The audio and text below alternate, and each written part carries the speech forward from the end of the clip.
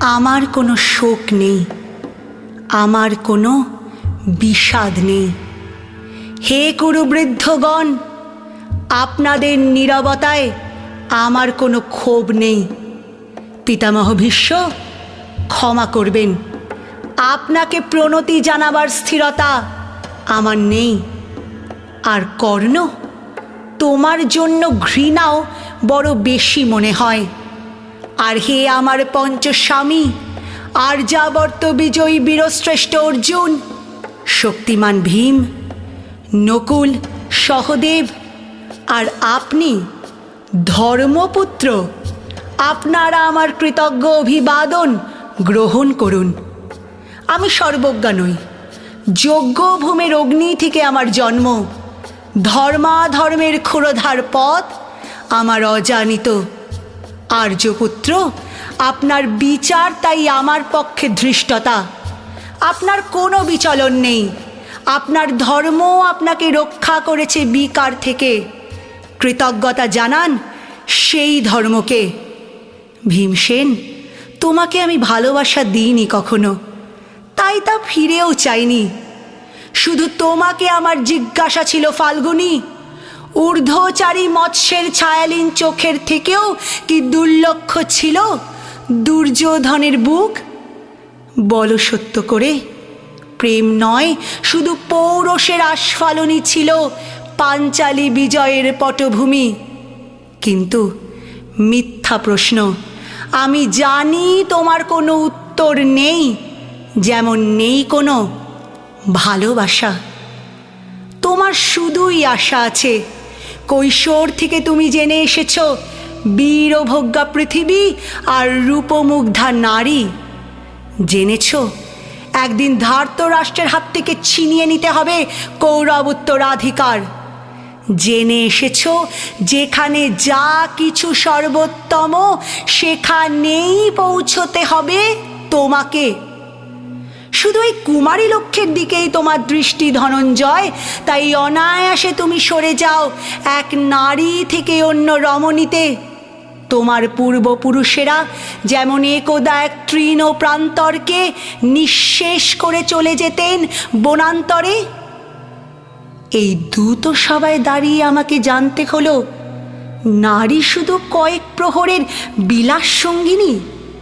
মণিময় হার, শত সহস্র তরুণী দাসী, দান্ত মাতঙ্গ, গন্ধর্ব প্রেরিত অশ্বযুত, আর আমি পাণ্ডুপুত্র বধূ, এক পংক্তিতে দাঁড়িয়ে আমরা সবাই অপেক্ষায়। পিতৃগৃহে যেমন দেখেছিলাম আহিরিনীরা দূর গ্রাম থেকে নিয়ে আসে তাদের পসরা, আর তার ওপর ঝুঁকে পড়ে লুব্ধ ক্রেতার দল, আমাদের ব্যবহার করার জন্য তেমনই উন্মুখ হয়ে আছে যারা আমার পতিরাত্মীয়। আর আমাদের বিলিয়ে দিচ্ছেন যারা, তারা আমার পঞ্চস্বামী। বিবাহের মঙ্গলসূত্র হাতে বেঁধে যারা একদিন আমার ওপর নিয়ম সিদ্ধ করেছিলেন তাদের অধিকার না, শুধু এই রত্নমণ্ডিত সভাগৃহেই নয়, আরও আগে আমাকে জানতে হয়েছিল আমার কোনো বাসনা নেই, নেই কোনো নিজস্ব ইচ্ছা। অর্জুন, প্রথম দেখার মুহূর্তে আমার হৃদয় দিয়েছিলাম তোমাকে, কিন্তু আমার শরীরকে প্রথম আলিঙ্গন করলেন ওই মহাভাগ যার খ্যাতি ধর্মপুত্র বলে। ইন্দ্রপ্রস্থের সৌধ শিখরে যখন আছড়ে পড়তো নববর্ষার জলধারা, যখন আমার কামনা ছুতে চাইতো তোমাকে, আমার অনুৎসুক দেহকে তখন আকর্ষণ করত অন্য কেউ, যে আমার স্বামী। বসন্ত রজনীতে, কিংসুকের প্রমত্ত উল্লাস মুহূর্তে তোমার ব্যাকুল বাহু টেনে নিত আমাকে নয় অন্য কোনো যুবতীকে। বারে বারে আমাকে সন্তানবতী করেছে পুরুষ, কিন্তু তারা প্রত্যেকেই আমার আকাঙ্ক্ষিত নয়। কোনো প্রার্থনা নেই আমার। কুরুবৃদ্ধেরা বিলাপ করুন, জ্যেষ্ঠ পাণ্ডব প্রহর গুনুন, কোন পুণ্যলগ্নে ধর্মরাজ্য নেমে আসবে মাটিতে। ভীম, অনুগ্রহ করে স্তব্ধ হও। নকুল সহদেব, বিচ্যুত হও না অগ্রজের প্রতি অটল বিশ্বাসে। আর অর্জুন, অন্তঃপুরে যাও, সেখানে তোমার জন্য স্নিগ্ধ শরীর সাজিয়ে রেখেছে তোমার কোনো প্রেয়সী।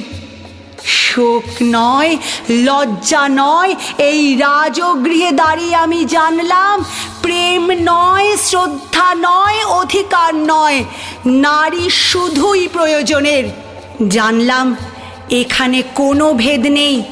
ধর্মপ্রাণ যুধিষ্ঠির, শক্তিমান ভীম, প্রেমিক অর্জুন আর লোলুপ ধৃতরাষ্ট্র নন্দনদের মধ্যে। প্রতিকার চাইছি না। যা শুধু বিলাসের, সেই বস্ত্র ছিনিয়ে নেয় যদি কোনো দুঃশাসন, নিক। আমি কাঁদছি না। চারপাশে ভাসানের ডিঙায় পশুদের উদ্দাম নাচের ভঙ্গি আমি দেখছি না। চারপাশে ক্লীবদের অক্ষম বিলাপ আমি শুনছি না। ধনুর্বাণ নেই। আমি ফিরিয়ে আনছি আমার জন্মের স্মৃতি, যজ্ঞের আগুন। দ্রৌপদী নই, নই পাঞ্চালী, নই ভরত কুলবধূ। আমি কৃষ্ণা, যজ্ঞাগ্নি সম্ভূতা, শুধু নারী এক। আমি কৃষ্ণা, যজ্ঞাগ্নি সম্ভূতা, শুধু নারী এক।